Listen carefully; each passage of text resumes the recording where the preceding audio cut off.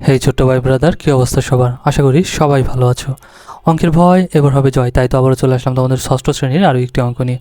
পৃষ্ঠা নম্বর ৭৫ যদি লক্ষ্য করো তাহলে দেখবে যে এই অধ্যায় অর্থাৎ অনুশীলনী ৩.৩-এর যে অনুশীলনী ভিত্তিক অঙ্কগুলো ছিল সেগুলো শেষ করে নিচে দেখবে যে নমুনা প্রশ্ন এবং সৃজনশীল এবং সংক্ষিপ্ত প্রশ্ন আছে। সো নমুনা পর্যন্ত আমরা শেষ করে ফেলেছি আগের ক্লাসগুলোতে। আজকে আমরা সৃজনশীল প্রশ্নটা দেখি, ওকে? হ্যাঁ, তুমি যদি আগের ক্লাসগুলো করে না থাকো তাহলে আমার চ্যানেলের প্লেলিস্টে চলে যেতে পারো, সেখানে কিন্তু সব অঙ্কগুলো একদম সিরিয়াল বাই সিরিয়াল দেওয়া আছে। আশা করি তোমাদের অনেক উপকার হবে। এখন দেখো এখানে কি বলছে, সৃজনশীল প্রশ্ন দিছে আমাদের, দেওয়ার পরে এখানে কিছু উদ্দীপক দিছে যে 9 - 4 - 2 0 +6 - 5। এখন ক নাম্বার আমাদের প্রশ্ন করছে কি, ধনাত্মক সংখ্যাগুলোকে মানের ঊর্ধ্বক্রমে সাজাও। এখন ধনাত্মক আর ঋণাত্মক কাকে বলে? যেই সংখ্যাগুলোর আগে প্লাস চিহ্ন সেগুলো ধনাত্মক, আর যেই সংখ্যাগুলোর আগে মাইনাস চিহ্ন সেগুলো ঋণাত্মক। তাহলে এখন দেখো তো এখানে তো প্লাস চিহ্ন দেখতেছি না কোনো জায়গায়, তাই না? এই যে যেটার আগে মাইনাস নাই তার মানে সেটাই ধনাত্মক, এর আগে কিছু নাই মানে এ প্লাস, এর আগেও কোনো চিহ্ন নাই মানে এও প্লাস, এর আগে কোনো চিহ্ন নাই মানে এও প্লাস। ঠিক আছে, তাহলে ধনাত্মক কোনটা কোনটা? 9, 0 আর 6। তাহলে এখানে বলছে ধনাত্মক সংখ্যাগুলোকে মানের ঊর্ধ্বক্রমে সাজাও। তাহলে ক নাম্বার মানের ঊর্ধ্বক্রমে সাজিয়ে পাই, লিখে দাও। অবশ্যই যেহেতু ধনাত্মক বলছে অবশ্যই ধনাত্মকটা উল্লেখ করে দাও যে ধনাত্মক। ঠিক আছে, আচ্ছা, ধনাত্মক সংখ্যাগুলোকে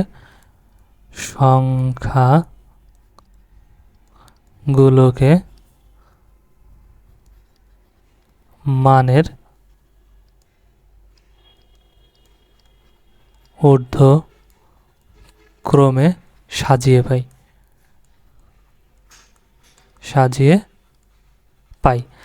এখন দেখো তো এখানে বলছে মানের ঊর্ধ্বক্রম। ঊর্ধ্বক্রম মানে কি? ঊর্ধ্বক্রম মানে উপরের দিকে, আর অধক্রম মানে নিচের দিকে। যদি বলতো অধক্রম তাহলে নিচের দিকে অর্থাৎ বড় থেকে ছোট সাজাতাম, কিন্তু এখানে আমাদের বলছে ঊর্ধ্বক্রম। ঊর্ধ্বক্রম মানে কি? উপরের দিকে, মানে ছোট থেকে বড়র দিকে। ঠিক আছে, তাহলে সাজাই চলো। তাহলে এখানে দেখো তো প্রথমে আমাদের কি আছে, এখানে আছে 0, তাই না? 0 সবচেয়ে ছোট, তাহলে আমরা নেব 0, মানে ধনাত্মকের মধ্যে সবচেয়ে ছোট। ঠিক আছে, আচ্ছা, তারপরে কি করব, আমরা যেহেতু ধনাত্মকের দিকে সাজাবো তাহলে আমরা সরাসরি চিহ্ন ব্যবহার করতে পারি। 0, 0 থেকে বড় কত? ধনাত্মক আছে দেখো তো, তারপরে আছে 6, তাহলে আমরা দিতে পারি 6। ঠিক আছে, তারপরে 6 থেকে বড় কি? 6 থেকে বড় হচ্ছে 9। ঠিক আছে, এভাবে চিহ্ন দিয়েও দেখাতে পারি, আবার যেহেতু শুধু সাজাতে বলছে 0, 6, 9 এভাবে সাজালেও কিন্তু হয়ে যাবে, তবে এটা বেশি ইফেক্টিভ। ঠিক আছে, আমরা চাইলে চিহ্ন দিয়ে দেখাই দেবো, কারণ এই চিহ্ন এই পাশে ছোটো এই পাশে বড়।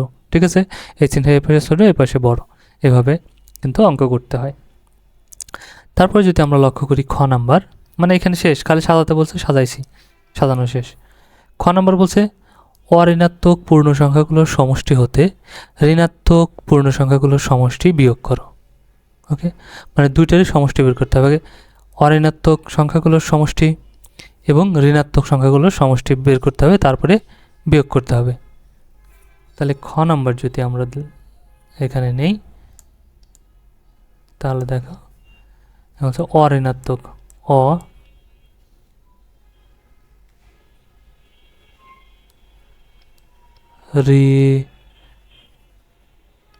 অঋণাত্মক সংখ্যাগুলোর সমষ্টি। সমষ্টি মানে কি বলতো? সমষ্টি মানে কিন্তু যোগ। তাহলে অঋণাত্মক সংখ্যাগুলোর সমষ্টি মানে যোগ। অঋণাত্মক মানে কোনগুলো? এই যে যেগুলো যোগ ছিল, কত কত ছিল? 0 যোগ 6 যোগ 9। ঠিক আছে, তাহলে এগুলোকে যদি আমরা এখন যোগ করি কত হবে বলো তো? এখানে দেখো 16, তাই না? সেমভাবে আমরা কি করব, ঋণাত্মক সংখ্যাগুলোর সমষ্টি বের করব। এখানে দেখো তাহলে ঋণাত্মক সংখ্যাগুলোর সমষ্টি। সো এখানে যদি ঋণাত্মক সংখ্যাগুলো আমরা দেখি কি কি আছে, দেখো যে সো ঋণাত্মক সংখ্যাগুলো যদি দেখি তাহলে এখানে আছে -4, -2 আর হচ্ছে -5। ঠিক আছে, তাহলে -4, -2, -5 এগুলোকে যদি আমরা যোগ করি, সরি আমি এখানে একটু মিস্টেক করে ফেলছি, এখানে দেখো 16 হবে না, এখানে তো 15, 9 আর 6 যদি যোগ করি তাহলে 15। তাহলে ঋণাত্মক সংখ্যা কত? -4। ঠিক আছে, সমষ্টি যত যোগ করতে হবে, যোগ, তারপরে কত আছে -2, তারপরে যোগ কত আছে আর একটা -5, ঠিক আছে, -4 -2 -5, তাহলে এটাকেও করব -5। তাহলে এগুলোকে যদি আমরা যোগ করি তাহলে কত হয়ে যাবে, -4 -4ই থাকবে, এই প্লাস আর এই মাইনাস, প্লাস মাইনাসে মাইনাস, এখানে 2, এই প্লাস এই মাইনাস, প্লাস মাইনাসে মাইনাস, এখানে কত 5। তাহলে এখন কত হয়ে যাবে দেখো তো, 4 আর 2 6, 6 আর 5 11, সবকটাই কিন্তু পচা, এই জন্য এক জায়গা করে দেবো, ঠিক আছে, 11, আর সাথে মাইনাস চিহ্ন থেকে যাবে। তাহলে আমরা অঋণাত্মক সংখ্যার সমষ্টিও বের করছি, ঋণাত্মক সংখ্যার সমষ্টিও বের করে ফেলছি।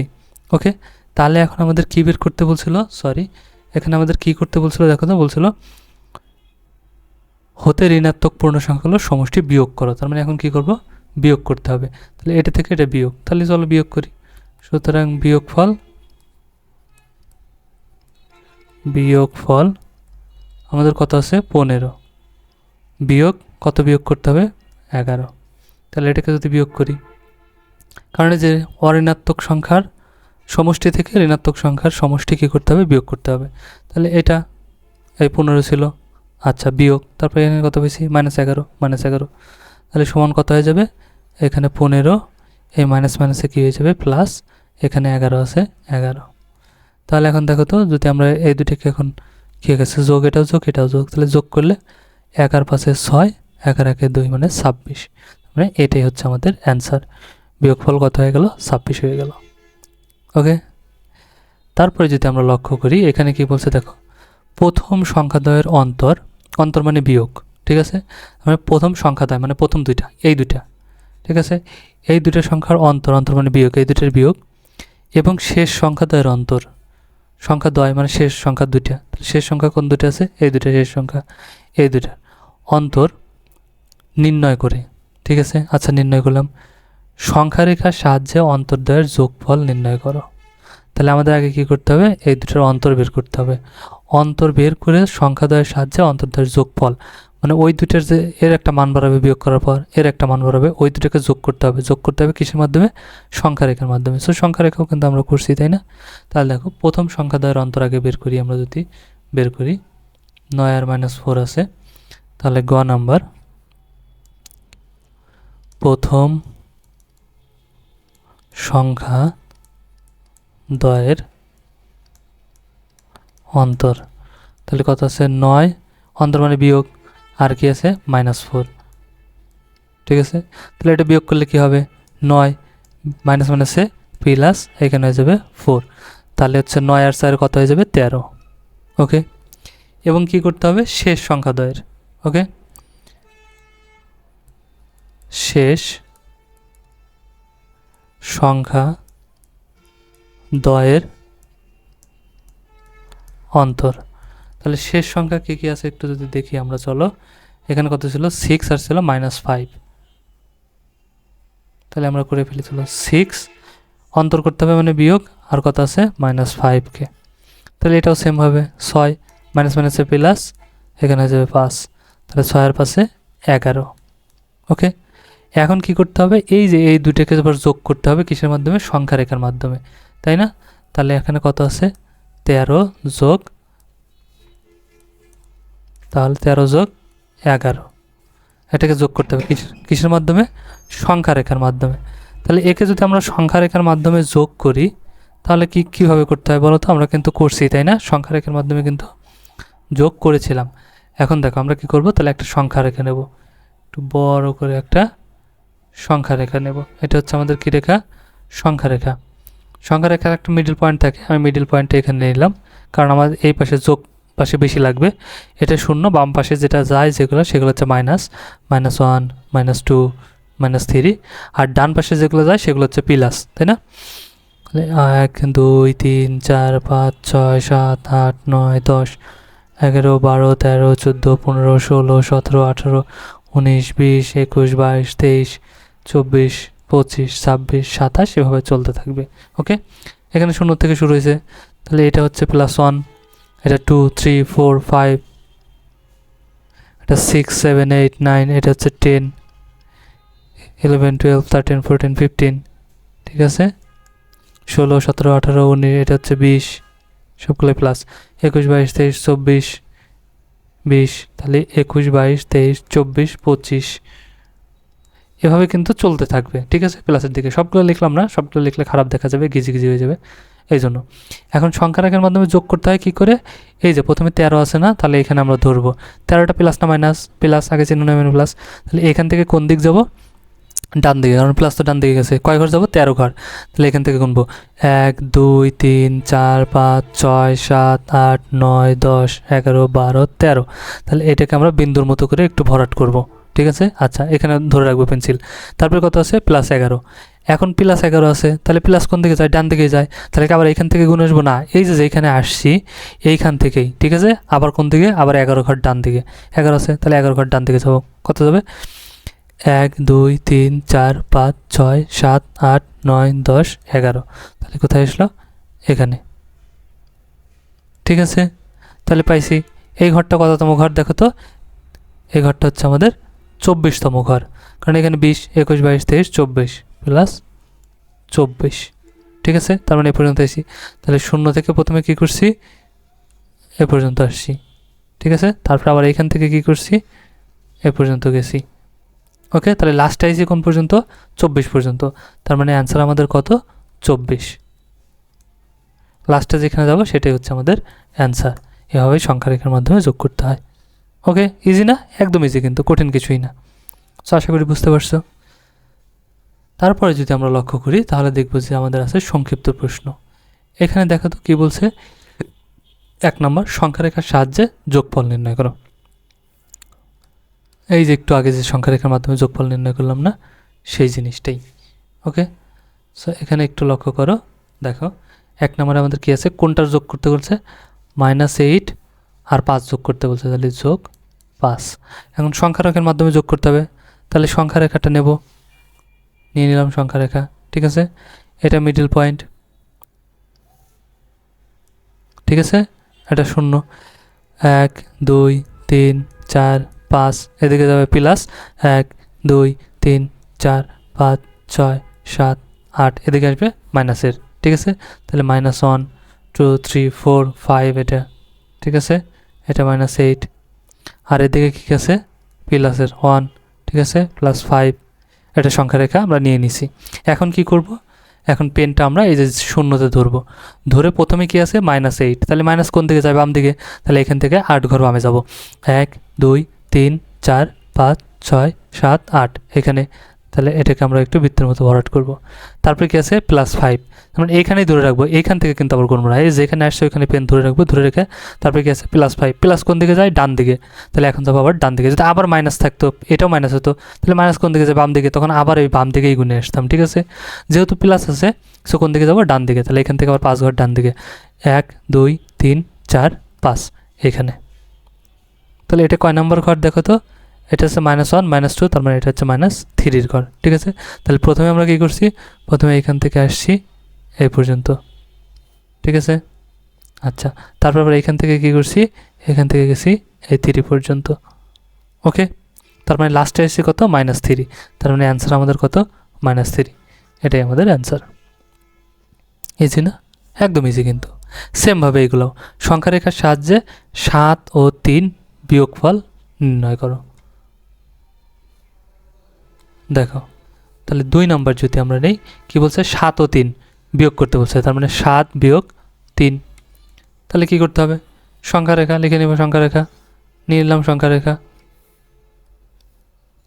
এটা কেন্দ্র 1, 2, 3, 4, 5, 6, 7, ঠিক আছে। আমি চাইলে আরও নিতে পারতাম, বড় করেও নিতে পারো, কোনো সমস্যা নেই। যেহেতু আমার 7 পর্যন্তই যাব, আর দরকার নেই। 1, 2, 3, 4, 5, 6, 7 এদিকে আসবেই না 7 পর্যন্ত, তারপরে নিলাম আর কি, ঠিক আছে। এপাশে হচ্ছে -1, 2, 3, 4, এটা হচ্ছে 5, আর এপাশে +1, সরি এটা তো প্লাস, এটা তো 0, +1, ওকে। আচ্ছা, +1, 2, 3, 4, এটা হচ্ছে 5, 6, 7, ওকে। এখন কি করব? প্রথমে আছে কি? +7, কোনো চিহ্ন নেই মানে প্লাস, তাহলে +7 এখানে পেন ধরবো, ধরে কোন দিকে যাব? ডান দিকে। তাহলে 1, 2, 3, 4, 5, 6, 7 পর্যন্ত আসলাম, এখানে একটা বৃত্ত বানাবো, এই ঘরটাতে, ঠিক আছে। ছোট্ট করে একটা বৃত্ত বানাবো যাতে বোঝা যায় আর কি। আচ্ছা, তারপর কি আছে -3, মাইনাস কোন দিকে যায়, বাম দিকে, তাহলে এখান থেকে আবার 3 ঘর বামে আসবো, 1 2 3 এখানে, তাহলে এখানে একটা বৃত্ত বানাবো, ঠিক আছে। সো প্রথমে কী করছি, এখান থেকে এখানে গেছি, তারপরে এখান থেকে আবার কী করছি, এখানে আসছি, ওকে। তাহলে হয়ে গেল, এটা কয় নম্বর ঘর, +4, ওকে। তার মানে আমাদের অ্যান্সার হবে কত, 4। এটা কিন্তু আমাদের উত্তর, কত ইজি। তারপর যদি 3 নম্বর দেখি কি বলছে, মান নির্ণয় করো। সো মান নির্ণয় আমরা যে অঙ্ক করছি অঙ্কগুলো, ঠিক আছে। তাহলে 3 নম্বর অঙ্কটা যদি আমরা নেই, এখানে দেখো, এখানে সাইডেই করে দিতেছি আমি 3 নম্বর। এখানে কি আছে, 47 মাইনাস ইন্টু -7, তারপরে কি আছে, ব্র্যাকেট -65 প্লাস ব্র্যাকেট ইন্টু -25। এটা আমাদের রেখা আছে, রাশিটা আছে, তাই না। সো এটাকে আমরা কী করবো, মান নির্ণয় করতে বলছে। সো সরাসরি অঙ্ক করে যাই। এখানে 47 আছে, 47, এই মাইনাস আর এই মাইনাস, মাইনাস মাইনাসে প্লাস, এখানে হয়ে যাবে 7, এখানে মাইনাস, এখানে মাইনাস, মাইনাস মাইনাসে প্লাস, এখানে 65, এখানে প্লাস, এখানে মাইনাস, তাহলে প্লাস মাইনাসে -25। এখন দেখো তো এখানে যোগ আছে কয়টা আর বিয়োগ আছে কয়টা, এখানে যোগ আছে 3টা, 1টা 2টা 3টা, এই 3টা যোগ আছে, তাহলে এই 3টাকে এক জায়গা করবো, আর বিয়োগ আছে একটা, এটাকে আলাদা রাখবো। তাহলে এই কটাকে যদি যোগ করি কত হবে, 5, ঠিক আছে। তাহলে এখন দেখো এবার মানে একক মান যেগুলো আছে সেগুলো যদি আমরা যোগ করি, ঠিক আছে, একক স্থানীয় অঙ্কে, এখানে আছে 7, এখানে আছে 7, আর এখানে আছে 5 একক স্থানীয়, ঠিক আছে। তাহলে 7 7 14, 14 আর 5 যদি গুণ করি 19, ঠিক আছে। 19-এর তাহলে কত হবে, 9, হাতে আমার 1, তাহলে 4 1 5, আর তো এখানে তো নাই দ্বিতীয় ঘর, দশকের ঘর, কিন্তু এখানে আছে, তাই না। তাহলে 4 1 5, 5 আর 6 কত হয়ে যাবে, 11, তাহলে আমরা লিখে ফেললাম 11, তাহলে এখানে কত, 119, এই বিয়োগ, তারপর কত আছে 25। এখন কি হয়ে গেল, এটা যোগ এটা বিয়োগ, তার মানে বিয়োগ করতে হবে, এটা থেকে এটা বিয়োগ, 5 আছে, এই 9 আছে, কত হলে 9 হয়, 5 আছে কত হলে 9 হবে, 4 হলে, হাতে আমার কিছুই নাই, 2 আছে, এই 1কে কত ধরতে হবে এখন বলো তো, 11, তাহলে 2 আছে কত হলে 11 হবে, 9 হলে, হাতে আমার 1 1 1 মিলে গেল, বামে শূন্য বসে না। সো এটাই আমাদের অ্যান্সার, মান নির্ণয় করতে বলছে, এটা হচ্ছে আমাদের মান, ওকে। সো আশা করি বুঝতে পারছো কঠিন কী ছিল, একদম ইজি কিন্তু, তাই না। একটু যদি চেষ্টা করো তাহলে কিন্তু তুমি নিজেই কিন্তু অঙ্কগুলো করে ফেলতে পারবা। সো আশা করি বুঝতে পারছো। ভিডিওটি যদি ভালো লাগে অবশ্যই একটা লাইক দিয়ে দিও, আর বন্ধুদের সাথে শেয়ার করতে কিন্তু একদমই ভুলো না, ওকে। দেখা হচ্ছে নেক্সট ক্লাসে, ততক্ষণ সবাই ভালো থাকো, সুস্থ থাকো, আল্লাহ হাফেজ।